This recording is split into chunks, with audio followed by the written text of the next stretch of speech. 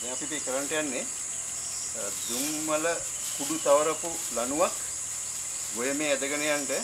එහෙම කරන්නේ මේ ගොයම් මැස්සගේ වෙන හානිය අවම කරගන්න. මේම කිරීමෙන් ගොයන් සමහර අවස්ථාවලදී මේ ගොයම් මැස්සගෙන්ගෙත් තැවෙනවා දුම්වල කුඩු. ඒකම ගොයන් කොළවල තැවීමෙන් පින්න පිට කරන නිසා තැවීමෙන් ගහේ මේ හැදීමක් පවතිනවා.